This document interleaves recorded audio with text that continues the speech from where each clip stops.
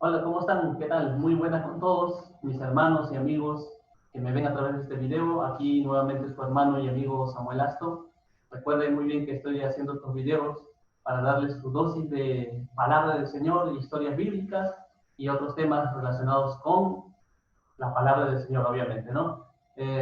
Bueno, quiero iniciar este video primeramente con una oración, porque voy a contarles en esta ocasión la historia de Moisés. Así es que empezamos.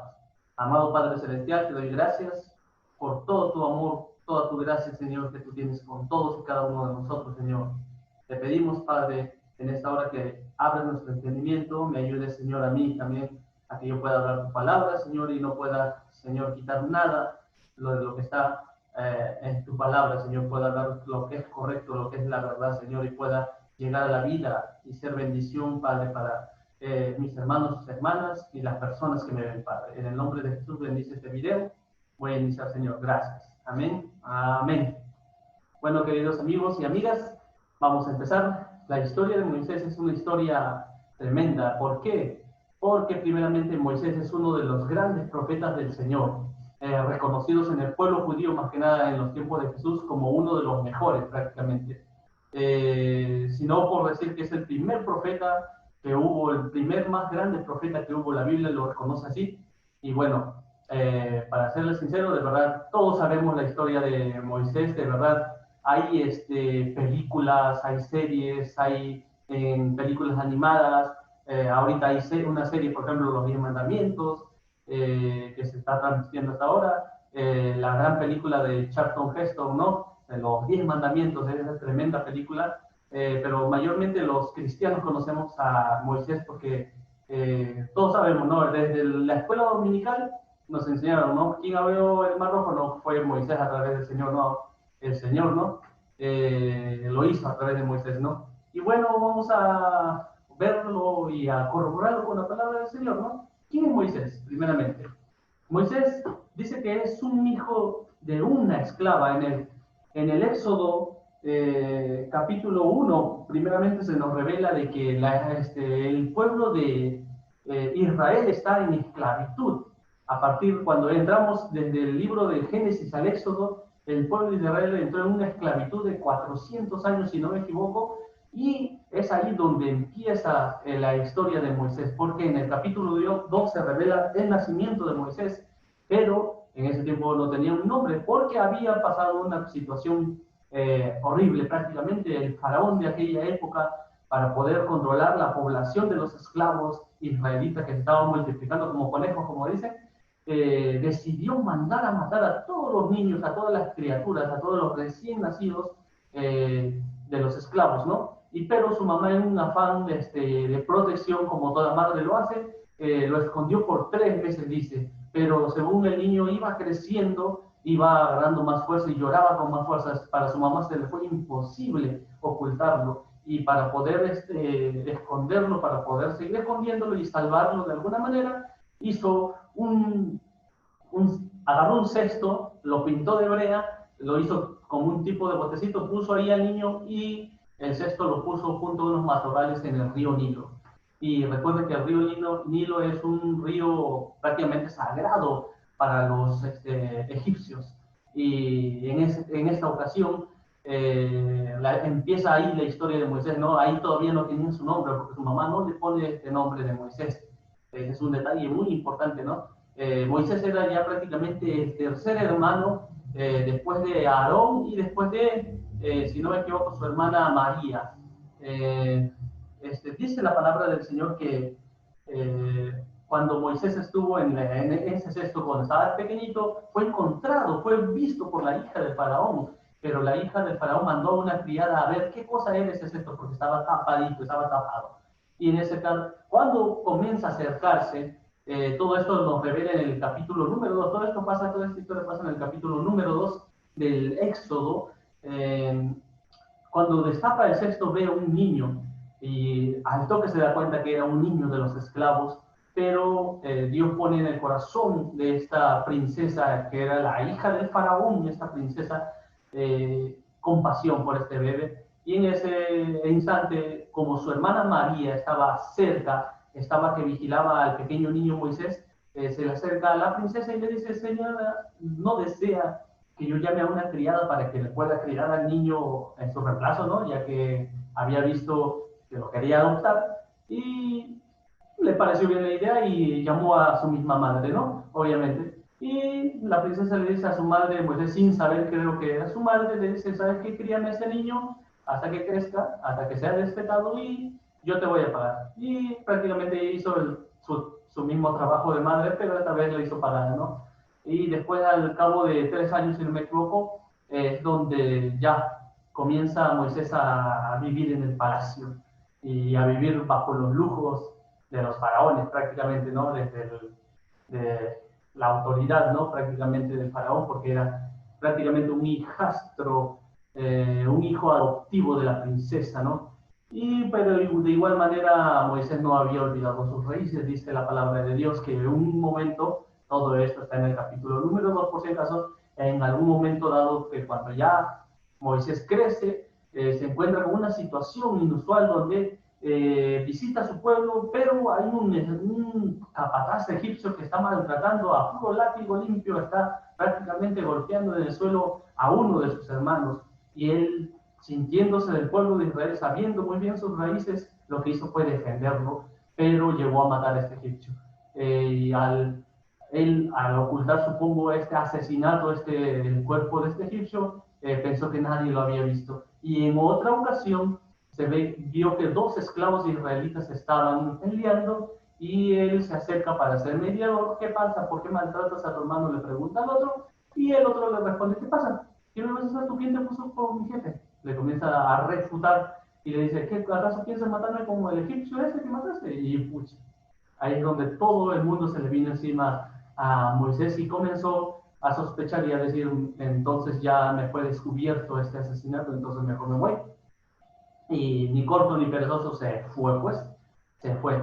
Todo esto nos revela el capítulo número 2 del nacimiento de Moisés, porque en el capítulo 3 ya empieza el llamamiento de Moisés, pero es ahí donde Moisés escapa, en el capítulo número 2, terminando ya el capítulo número 2, Moisés escapa y se va a la tierra de Madián y escapa de las manos del faraón, porque el faraón ya se había enterado y quería, procuraba matarlos, dice, y se escapa a la tierra de Madián, donde se encuentra con otra situación donde hay unas pastoras, unas hijas de un sacerdote, que están a punto de dar de beber a sus aguas, a sus ovejas, perdón, en una fuente de aguas, en un pozo, pero llegan otros pastores, los cuales las repudian, prácticamente las sacan a la fuerza y ellos quieren que sus animales beban primero, y en este caso sale Moisés a la defensa, y bueno, se gana la gracia, se gana la empatía de estas chicas de la tierra de Madián, y van y se lo cuentan a su padre, que era Jethro, se llamaba Jethro, perdón,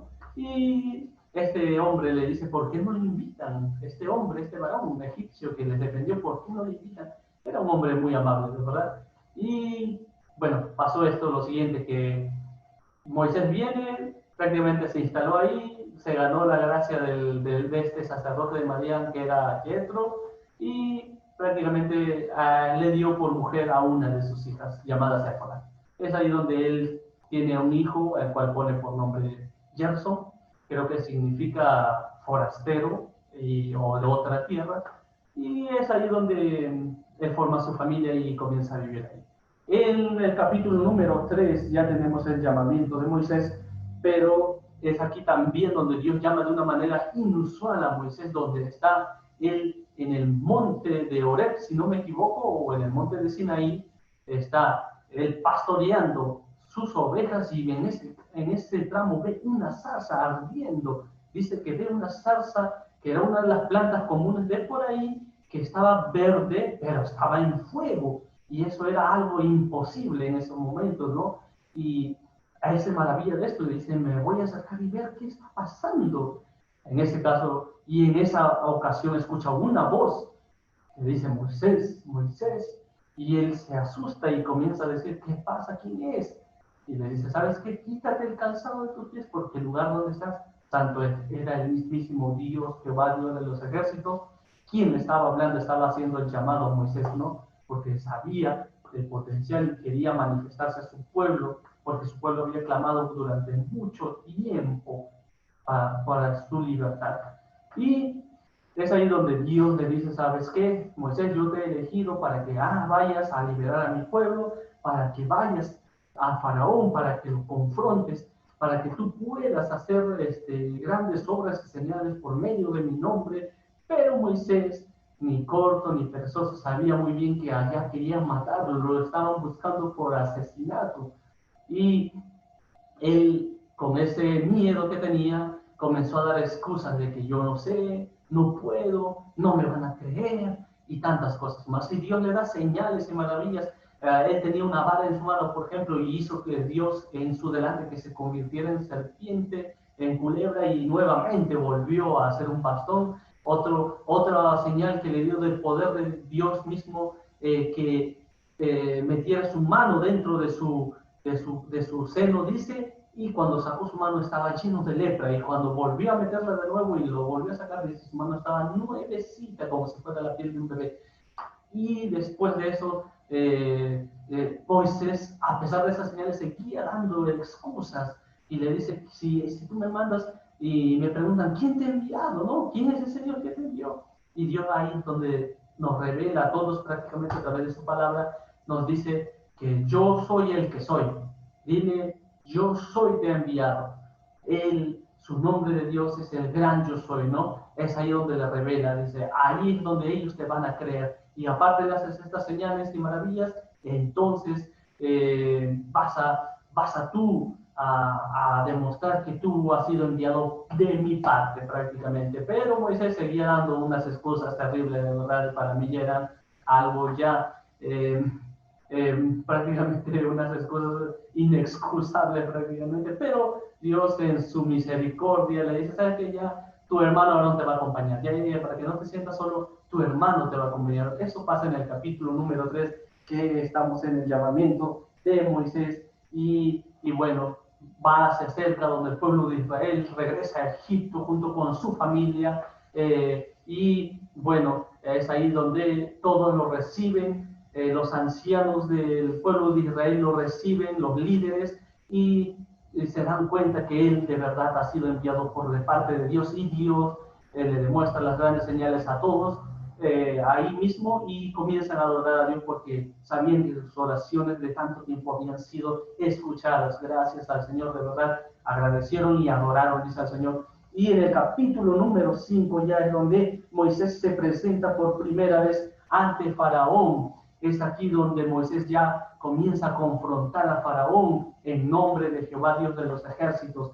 Y le dice, Faraón, ¿sabes qué? Dice Dios, dice Jehová, deja ir a mi pueblo. Y Faraón pues no la va a poner fácil, ¿no? Y comienzan dar unas batallas, unos discursos. Faraón se pone tan terco porque dice la Biblia que Dios endureció el corazón de Faraón. ¿Por qué motivo? Para demostrar su gran poder. Ese es el motivo. Un Dios todopoderoso así demostró su poder sobre la tierra de Egipto y sobre Faraón, porque recuerden que en la, ¿cómo se dice? En la religión, o prácticamente en el estado de Egipto, los faraones eran considerados dioses, o al menos hijos de dioses, ¿no? Que lo podían todo. Y para que Dios podría demostrar su poder por encima de Faraón, es donde Dios hacía estas cosas, ¿no? Prácticamente en el versículo número ya 7, en el capítulo número 7, versículo número 8, ya empiezan las grandes señales de Dios, donde empieza la vara de Aarón, se convierte delante de Faraón en serpiente, pero Faraón ni corto ni perezoso llama a sus magos, a sus brujos, y hacen lo mismo, porque recuerden muy bien que ahí también tenían sus propios dioses, ¿no? Ra y no sé, Osiris y tantas otras cosas más, tenían el poder de hacer lo mismo. Y como decir, no me sorprende tu poder, como decir, pero hubo un detalle, que la serpiente, que era de parte de la vara de Aarón, se comió prácticamente enterito, como si fuera fideo, se lo comió a las serpientes de los sacerdotes estos. Y Dios demostró ahí, fue la primera demostración del poder de Dios delante de Faraón. Y Faraón aún así no dejó ir al pueblo de Israel porque no se le iba a dejar fácil, como ya lo dije. En el capítulo número 7, versículo 14, empieza la plaga de sangre. Esa es una plaga tremenda porque es ahí donde todas las aguas, todos los ríos, todas las fuentes de agua se convierten en sangre pura, sangre real. Y nadie lo podía creer. No había agua, prácticamente, agua para tomar, que es un elemento vital. Recuerden muy bien, es así como Dios decide demostrar su poder sobre el pueblo de Egipto y sobre Faraón. En el capítulo 8.1 empieza la plaga de las ranas, porque Faraón comienza a dar unas excusas de que ya voy a dejar de ir a tu pueblo, pero y después cuando pasan las plagas, porque Dios prácticamente por medio de Moisés subsana las plagas, en este caso, por ejemplo, la anterior, que era la de sangre, dejó de ser sangre las aguas, y Faraón nuevamente volvió a decir, no, ¿sabes qué? No. O sea, así el vivo prácticamente Faraón. Pero Dios lo permitía para que demuestre su gran poder. Y en este caso, en el versículo 8.1, empieza la plaga de las ranas. Ranas por doquier, ranas por acá, ranas por allá, ranas, ya te imaginas, ¿no? Ranas saltando sobre tu mesa, saltando sobre tu comida, saltando sobre todos lados. Es así como Dios demuestra su poder. Y Faraón nuevamente se arrepiente y dice, sí, voy a dejar ir a tu pueblo. Y Moisés ora nuevamente y las ranas se mueren todas. Pero Faraón también endurece nuevamente su corazón y dice que no. Dice, qué cosa, esta de acá no me va a detener. Pero las ranas estaban ahí todas amontonadas y pudriéndose en medio de las calles, en medio de los hogares. ¿Está bien? En el capítulo número 8:16 empieza la plaga de los piojos. Ya te imaginarás cómo es la plaga de los piojos, ¿no? Rasca, rasca por todos lados, ¿no? Te chupan la sangre hasta por lo que es tremendo. En el capítulo número 8, versículo 20, empieza la plaga de las moscas. Uy, esta es otra de las plagas más terribles. ¿A quién le gustan las moscas? A nadie, creo. Son seres prácticamente, la mosca es una de los insectos transmisores de enfermedades, prácticamente. Se paran sobre todas las cosas que ven. Sobre todas. Y después se paran sobre tu comida. Eso es lo peor. Ya te imaginarás lo que pasó. En el capítulo número 9, versículo número 1, empieza la plaga en el ganado. Esta es una de las plagas más tristes para mí, porque de verdad, ay, Diosito, los animales pagaron pato, prácticamente. Todos, vacas, pollos, terneras, qué sé yo, camellos, todo lo que había por ahí se murió, prácticamente. No había mano de obra de animales, prácticamente no había para la ayuda, no había para jalar las carretas, no había para el ejército, para los caballos, no había nada prácticamente. Todo peste por los animales, pobrecitos los animales. Pero así Dios demuestra su gran poder de alguna manera sobre el faraón y sobre el pueblo de Egipto. Ya hasta ahí, ya pues el pueblo de sus consejeros del faraón ya le estaban pidiendo, por favor, deja ir, ya le estaban diciendo ya, pero el faraón seguía endureciendo su corazón como piedra, mejor que piedra, metal sería. En el capítulo en el capítulo 9, versículo 13, empieza la plaga de granizo, granizo del tamaño de naranjas, así, grandes, así, tremendas. ¿Te imaginas tremenda que te cae uno en la cabeza desde no sé a cuántos kilómetros de velocidad viene desde el cielo? ¿Te imaginas? Aparte, era granizo mezclado con fuego, para que Dios demuestre su poder. No era un granizo común, unos chiquititos de esos que te golpean y no te hacen, solamente te calan. Esto te podrían matar de un solo granizo. Ya con dos ya te estaban ya prácticamente ya te mandaban al cielo. Es así. En el capítulo número 10, versículo 1, empieza la plaga de las langostas. Las langostas son prácticamente saltamontes de campo que arrasan con toda la vida silvestre de cualquier lugar. Vienen por millones. ¿Te imaginas? ¿Te imaginas ver un Egipto prácticamente desértico, sin pasto verde, sin árboles? Se comen todas las hojas, todas las cosas que ven, todo lo verde prácticamente se lo comen. Esa es la plaga de las langostas. Y Dios demostró su poder lanzando esta plaga sobre el pueblo de Egipto, sobre el faraón. En el capítulo número 10, versículo 21, empieza la plaga de las tinieblas, obscuridad completa por todos lados, oscuro, negro, así, prácticamente era tinieblas, el pueblo de Egipto era tinieblas. ¿Se imaginan? Es tremendo esta plaga, Dios prácticamente tapó con su mano el sol y solo la tierra de Egipto estaba en tinieblas. Era como un eclipse. No había ni día, no había, solo noche. Solo noche. ¿Te imaginas? Eso es tremendo.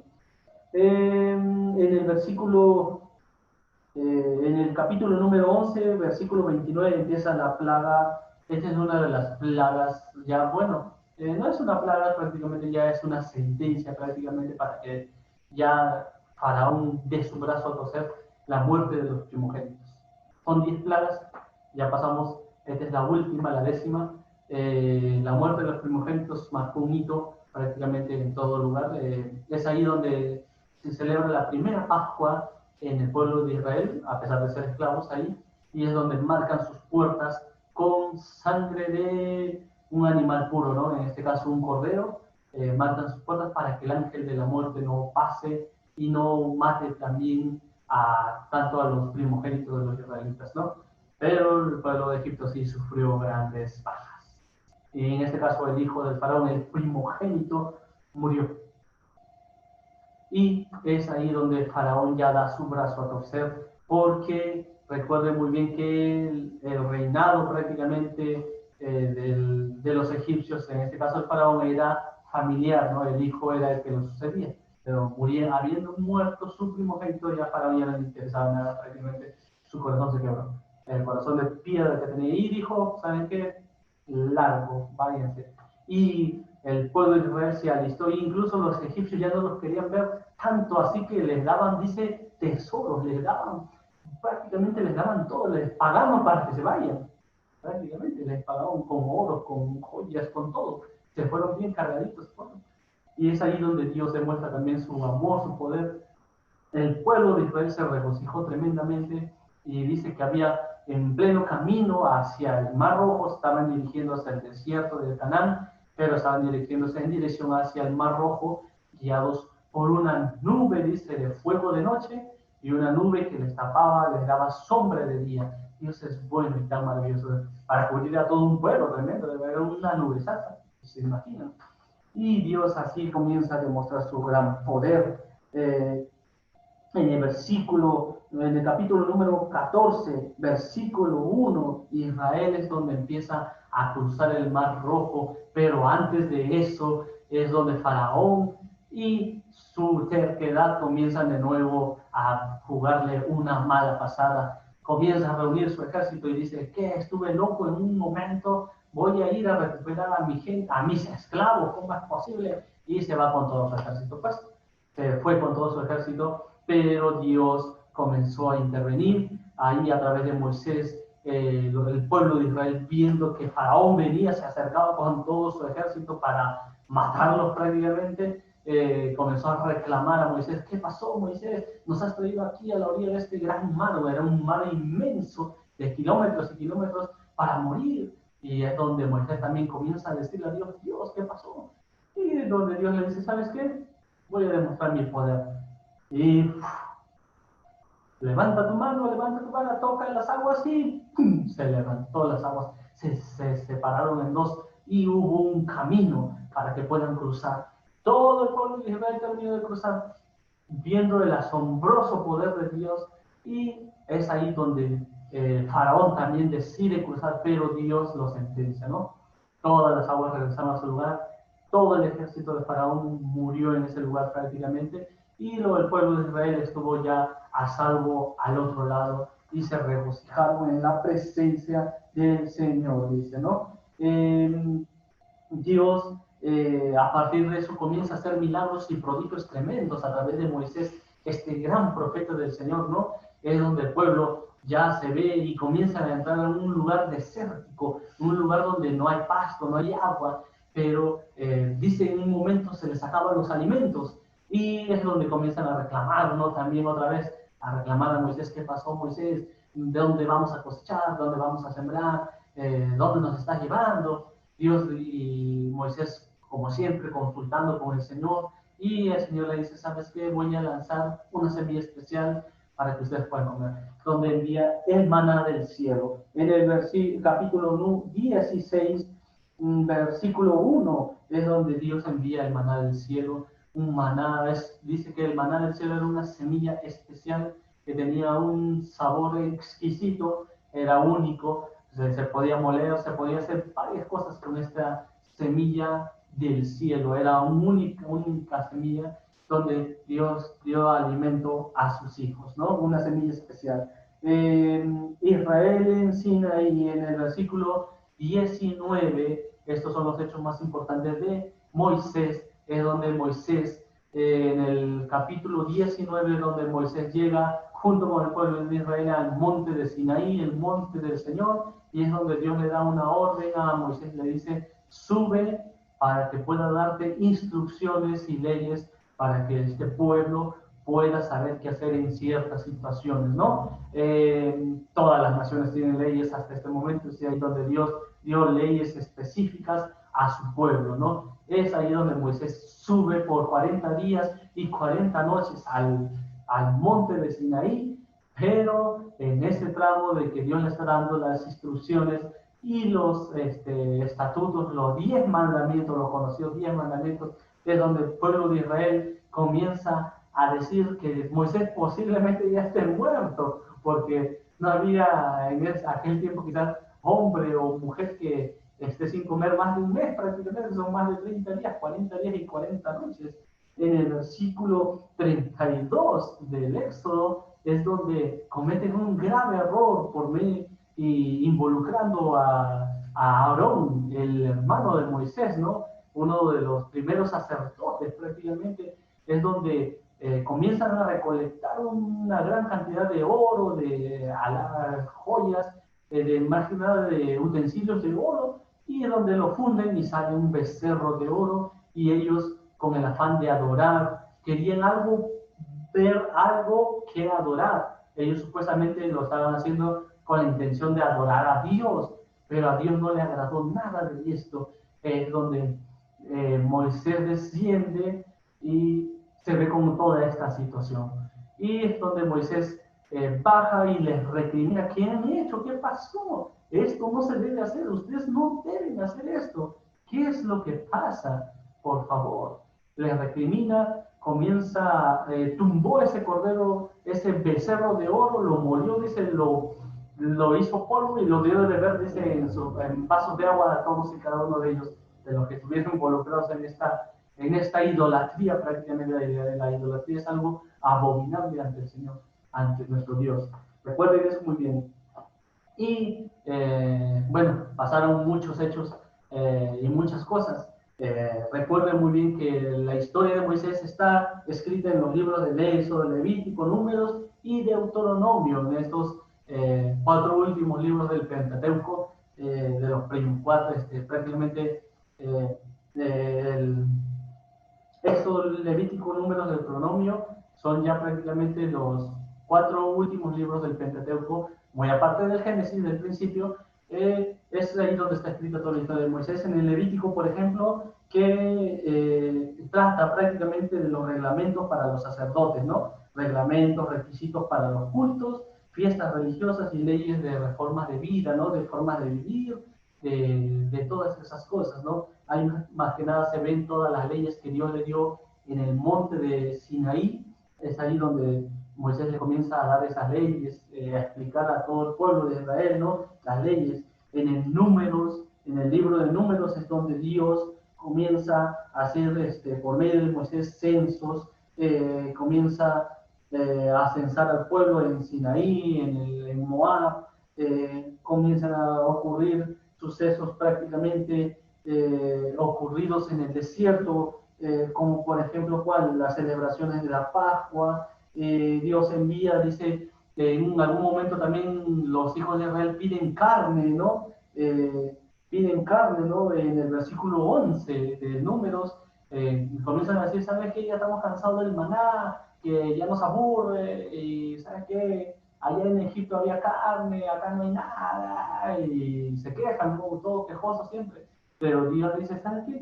¿Quieren carne? Y Dios dice una bandada de codornices, prácticamente un montón de codornices que se dejaron chapar facilito, que eran como pollo y prácticamente a comer carne por todos lados. Dice que tanto era, tanta Dios había enviado tanta carne, tantas codornices que ya se habían hastiado de la carne.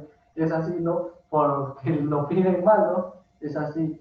Por ejemplo, en el versículo 17, la vara de Aarón florece. En el versículo 20, uno es donde Dios ocurre un hecho importante en la vida de Moisés, es donde el pueblo de Israel, como siempre quejoso, en el versículo 20 de Números, es donde el pueblo de Israel, como siempre, quejándose, de mala manera pidiendo las cosas, no con una forma humilde, se van nuevamente a quejarse donde Moisés, porque habían llegado a un lugar donde no encontraron agua, era un lugar desierto, prácticamente toda esa zona era un desierto, había solo algunas fuentes de agua en algunos lugares, pero en este lugar donde estaban específicamente no había nada de agua y el agua se les había agotado.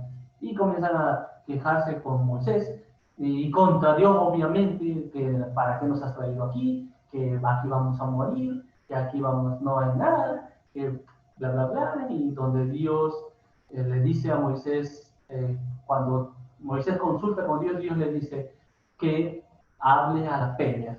¿Sabes que Moisés habla a la peña y la peña te va a dar agua, ¿no? Así es que, y así demostrarás mi gran poder sobre este pueblo arcaico, ¿no? Pero Moisés ya estaba un poco hastiado, se entiende la situación también de alguna manera, cualquiera, ¿no? Con un pueblo terco, pero Moisés lo que hace, ¿sabes qué? Gente, escuchen, dice, comienza a decir, eh, voy a sacar agua de esta piedra ahorita mismo, y dice que agarra la vara de Aarón y pum, pum, le mete 2 golpes. Pero de igual manera Dios, por compasión, dejó fluir agua, ¿no? Agua dulce, agua del cielo prácticamente. Y es ahí donde Dios eh, se molesta, sentencia de alguna manera a Moisés a que no va a ir a la tierra, no va a entrar a la tierra prometida. Lamentablemente le dijo, ¿sabes qué? Porque tú no me creíste, no me hiciste caso, no vas a entrar a la tierra prometida, Moisés. Lo siento mucho, pero te ganaste eso por una sola cosa que hiciste. Parece algo injusto, pero recuerden que Dios es soberano y sabe lo que hace. Dios es Dios, a Él no lo podemos cuestionar. Dios es perfecto en todo lo que Él hace. Aun cuando parece que Dios está fallando, Dios sabe lo que hace desde su perspectiva divina. Dios es Dios. Recuerden eso muy bien, queridos hermanos y amigos.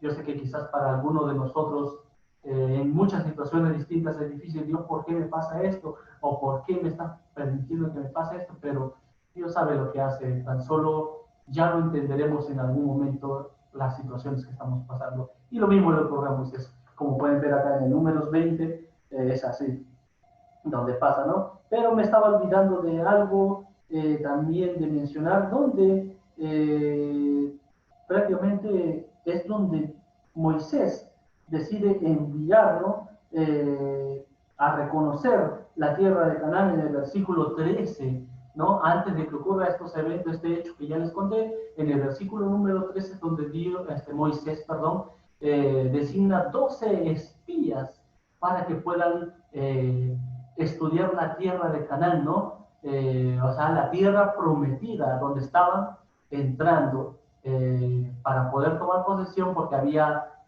recuerden que estaba habitado por los eteos, por los jebuseos, por los fereceos, por los jebuseos, por todos los que terminan en Eos y esos pueblos paganos.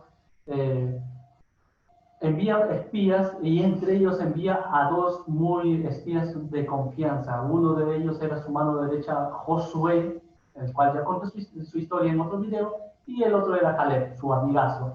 Y ellos se fueron por 40 días, se fueron por 40 días a reconocer prácticamente un mes con un par de días más, ¿no? Con una quincena más. Se fueron a reconocer toda la tierra de Canaán y volviendo ellos, 10 de esos espías comienzan a dar un informe desalentador. Comienzan a decir, ¿sabes qué? No podemos conquistar la tierra de Canaán. ¿Por qué? Porque ellos son gente de poder, gente que tiene un ejército grande, gente grande. Nosotros ante ellos somos como langostas. Comienzan a compararse, comienzan a desanimar a todo el pueblo de Israel, estos 10 espías malos prácticamente con una mentalidad pobre, a pesar de que sabían que Dios, Jehová, Dios de los ejércitos, estaba de su lado y que les había demostrado grandes prodigios y milagros y los había librado de tantas cosas, comienzan a dar ese informe. Pero Josué y Caleb son los dos que comienzan a refutar esta versión y decir, ¿sabes qué? No, esta es una tierra fértil, una tierra de verdad que fluye leche y miel y nosotros podemos conquistarla, serán muy fuertes ellos, pero nosotros tenemos a Dios de nuestro lado. Comienzan a decir y animar, tratar de animar al pueblo, y es ahí donde Dios también sentencia al pueblo de Israel, porque el pueblo de Israel se creyó más la versión de los 10 espías que la de Josué y Caleb. Obviamente por mayoría quizás ganaban, ¿no? Pero se desalentaron, se quejaron, comenzaron a decir, ¿por qué nos has traído para morir, Moisés? Nos has traído para que nosotros allá estábamos mejor como esclavos viviendo. Comenzaron a decir así. Dios se molestó y comenzó a sentenciar y a decir, esta generación incrédula y terca no va a pasar a la tierra prometida, lamentablemente. Se van a quedar aquí por otros 40 años más. ¿Saben qué? Sentenció Dios así de esa manera. Y aquí van a morir. Aquí van a morir ustedes. Ninguno de ustedes va a pasar a la tierra prometida. Y así fue, con excepción de Josué y Caleb, obviamente, que sí llegaron a entrar a la tierra prometida y a tomar posesión de ella, inclusive, ¿no? Dios los recompensó por su fe y por su buena, como dice, voluntad de hacer las cosas, porque sabían que tenían a un Dios todopoderoso de su lado. Pero a los demás los sentenció a muerte. Y es ahí donde pasó el tiempo, prácticamente. Después de esto ya les conté que en el 20 ya viene la sentencia también de Moisés, lamentablemente le dice, ¿sabes qué? No vas a poder entrar tú también. Esto pasa, todos estos hechos ocurren en el libro de Números, recuerden muy bien. También ocurre de que comienzan a conquistar pueblos, ¿no? Comienzan a conquistar la tierra de Moab, comienzan a entrar en la tierra de Moab en los versículos 20, 22, ¿no? Es ahí donde ocurren tantas cosas. En el versículo 27, 12, capítulo 27, 12, perdón, es donde Josué, uno de los 2 espías y mano derecha de Moisés, es designado como su sucesor. Es donde Dios ya lo designa como sucesor de Moisés y delante del pueblo de Israel Moisés también lo declara como sucesor, como ya Moisés era un hombre ya viejo, entrado en años, pero aún así estaba paradito, dice, pero aún así ya tenía que designar un sucesor para que todos puedan ya verlo como un líder desde ese momento. En el versículo de 33-50 dice de Números, en el capítulo 33-50 de Números, comienza a haber repartición de comienzan a hacer límites y repartición de la tierra de Canaán, porque recuerden que estaban antes del Jordán y ya están repartiéndose la tierra de Canaán. Creo que si no me equivoco, la tribu de Rubén, la tribu de Manasés, si no me equivoco, una parte de la tribu de Manasés, es donde ya se estaban repartiendo la tierra de Canaán, que estaba de este lado del Jordán, antes de cruzar el Jordán. En el libro de Josué están esos hechos, léanlo. Y en el versículo 35 ya empiezan a hacer la herencia de los levitas, prácticamente a dar las herencias. Y en el último versículo dice, el último evento de Números es el 35:9, hay ciudades de refugio donde empiezan a poner las fortalezas, ¿no? Y entramos en el último libro y prácticamente ya al fin de la historia de Moisés, el Deuteronomio, el libro de Deuteronomio. En este libro prácticamente es donde Moisés comienza a dar un repaso tremendo acerca de las leyes, los estatutos, dice, de Dios para los israelitas, y comienza a relatar nuevamente, a recordarles a esta nueva generación, porque ya eran la nueva generación, prácticamente una nueva generación, hasta este momento, cuando entramos al Deuteronomio ya empieza, ya es una nueva generación de jóvenes, de líderes, porque la anterior generación terca ya se había muerto, con excepción de Caleb, con excepción de Josué y Caleb, y es ahí donde Moisés, a modo de despedida, ya empieza a repasar, a dar nuevamente, a repasar las pautas de las leyes, los 10 mandamientos y todas esas cosas, ¿no? En el versículo número 1, por ejemplo, está Moisés recuerda las promesas de Jehová. Versículo 1, 9, el nombramiento de jueces, comienza a nombrar jueces con los cuales se pueden encargar de las situaciones que pasan prácticamente en la vida cotidiana. Versículo 1, capítulo 1, 19, perdón, misión de los dos espías, les recuerda la misión de los dos espías que pasó. En el versículo 2:1, los años en el desierto, le comienza a repasar todo lo que pasó en el desierto, todas las quejas, todas las cosas que hicieron sus padres anteriores. Capítulo 3:12, las tribus de Rubén, Gad y la tribu media de Manasés se establecen al oriente del Jordán, o sea, antes del Jordán, ¿no? Es ahí donde le digo, ahí donde le da este repaso. En el capítulo 3, versículo 23, Dios no le permite a Moisés la entrada de Canaán. Es ahí donde también Moisés le dice al pueblo que Dios no me ha permitido entrar a la tierra de Canaán por esta situación que pasó, me imagino, ¿no? Capítulo 5:1, los 10 mandamientos, ¿no? En el 14:22 está el diezmo, las leyes de los diezmos. En el capítulo 16:1 están las fiestas anuales. Capítulo 18:1, las porciones de los levitas, cuáles son sus herencias, todas esas cosas. Capítulo 18:15, la promesa de un profeta como Moisés, ¿no? Es ahí donde dices las promesas que él hizo, ¿no? Prácticamente a recordar. Y es en el versículo 21:10 donde empieza a dar las diversas leyes. Capítulo 23:9, las leyes sanitarias. 23:15, leyes humanitarias. 31:1, comienza ya prácticamente le da el mando a Josué. Josué como sucesor de Moisés ya empieza a darle el mando oficialmente porque ya había llegado su hora. Moisés había llegado prácticamente a su hora, ya era prácticamente su fin, ya sabía que la hora se acercaba, le designa, le da la batuta a Josué. Es ahí donde el Espíritu de Dios comienza a posarse sobre Josué, porque ya empieza a ser desde ese momento el líder de los israelitas, que hará que entren a la tierra prometida, ¿no? Y capítulo 32:48, Moisés contempla la tierra de Canaán desde un monte, desde una llanura, comienza a ver. Dios le permitió ver la tierra de Canaán, quizás no le permitió entrar, pero le permitió ver. Eso es una obra de Dios, él se lo agradeció mucho. Ver el capítulo 33:1, Moisés bendice a las 12 tribus de Israel. Moisés da uno de sus últimos discursos bendiciendo a las tribus de Israel y como siempre recordarles que siempre dependan de Dios, que no sean quejosos como sus padres, ¿no? Es así. Y el versículo 34 es ahí donde este gran profeta de Dios muere, la muerte y sepultura de Moisés. Dice que Moisés estaba en un monte contemplando la tierra prometida y es ahí donde Dios decide su fallecimiento, ¿no?